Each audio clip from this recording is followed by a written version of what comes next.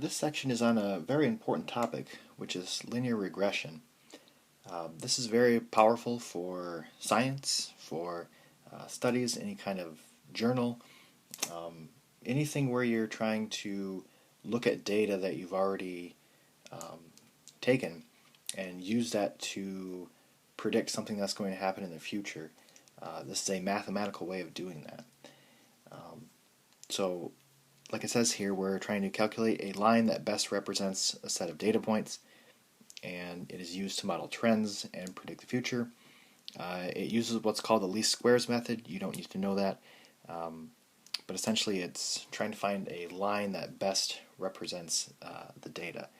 So these dots here, this would be your current data that you've taken, and you're using the line to represent that data, and then you can use that line then to predict the future.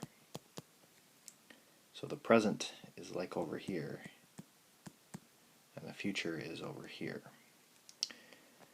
So there's a lot of terminology.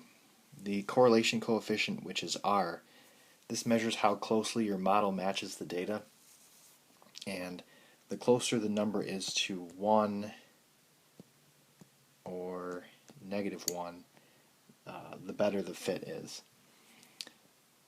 And two other terms, interpolation and extrapolation, that just is technical terms for, are you using the model to figure out points or figure out values that are within the data range, or to predict the future or outside the data range. So those terms aren't that important. So number one, there's a lot of stuff that we have to do on the calculator with this, and it can be kind of overwhelming at the start, but after you do it a couple times it doesn't become too big of a deal. You can always refer to these steps though. There's actually 4 main steps that you need to do. So there's a lot of buttons, but it kind of always boils down to 4 steps, and you can always refer to this this chart here. So it's kind of like when you get a new phone, it takes a while to get used to it. So with these calculator commands, it takes a while to get used to them, but once you get used to it, it's not too big of a deal.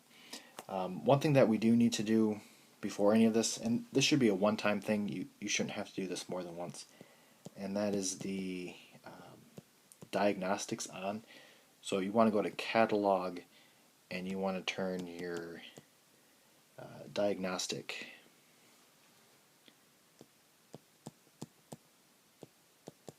on. So that's going to look like this.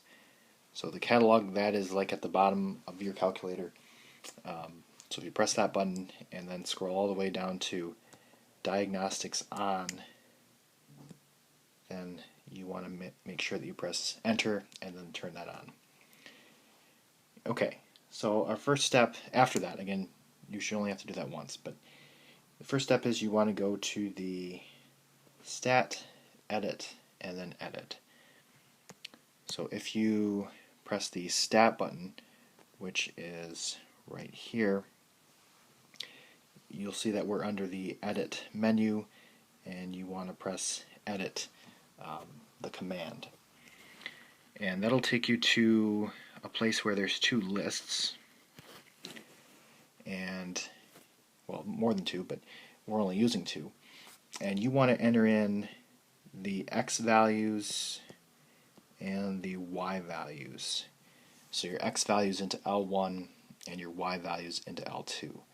So you're just entering in this data. So you type in the number, press enter, and it will take you to the next entry.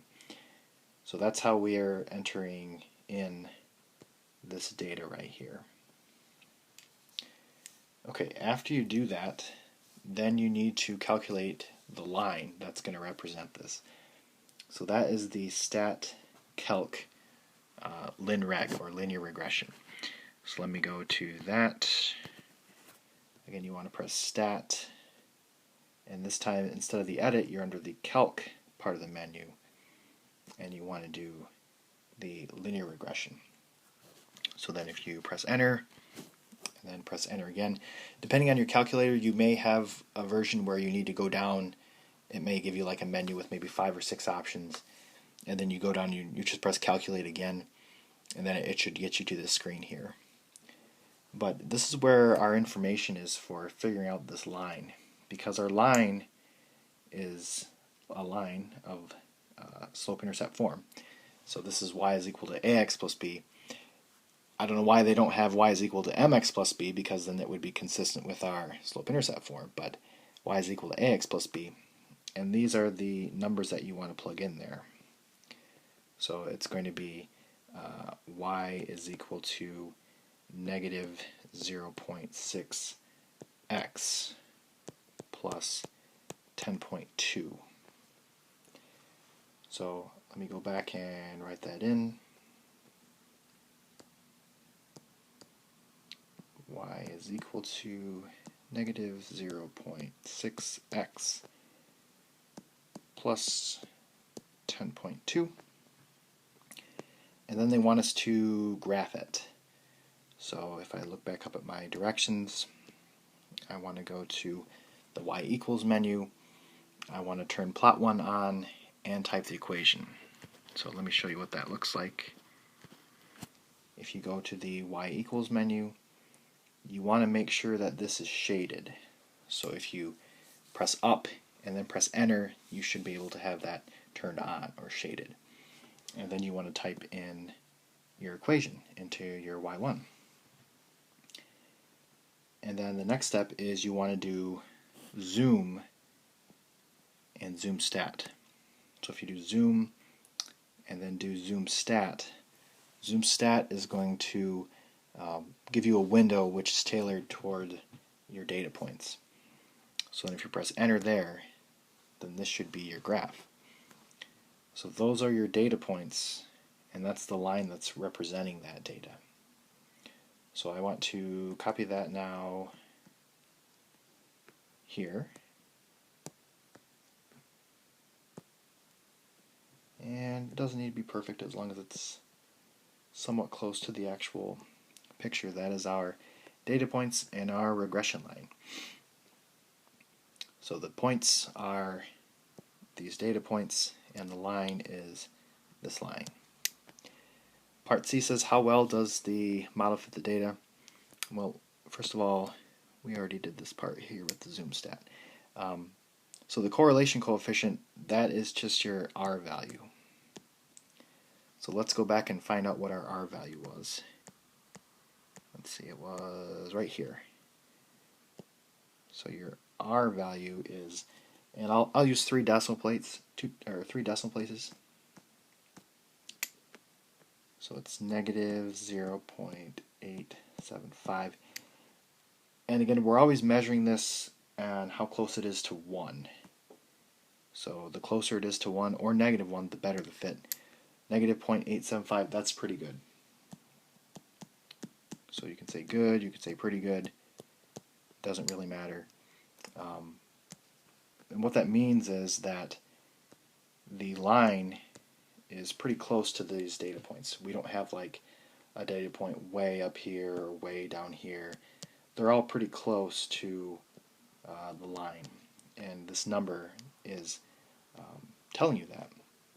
So if you're in like a science journal or some kind of market research where they're using regression, which they do, you can calculate a regression on anything. The calculator will do it. But if this number here was like 0.1, then it wouldn't really mean anything. So when people are reviewing other people's work, always check this number here, because if it's like 0.1 or 0.01, then they did the math, but it doesn't really mean anything because it doesn't represent the data very well. Okay, so let's go to part D. So part D, now we're using the model. So we have the regression line, and we're trying to use it to find things. So there's not really context here. We will look at one where there is some kind of context to the question. But here it says, use the model to find the value of y when x is equal to 15. So basically all we need to do is plug in 15 for x in our equation.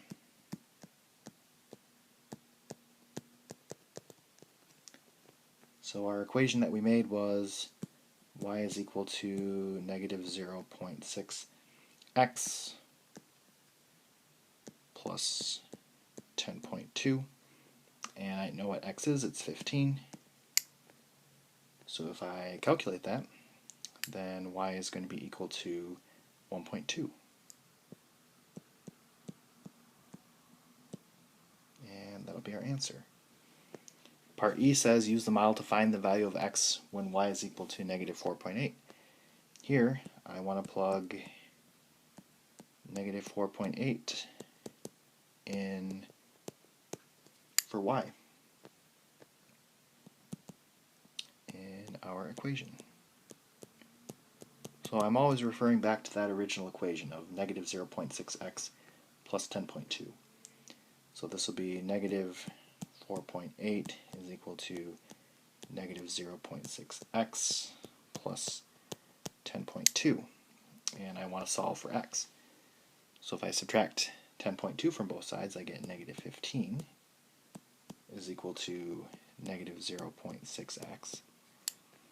And then if I divide both sides by negative 0.6, then x is going to be equal to 25. So a lot of steps on this one. It takes some practice, but once you get used to it, it's not quite as bad.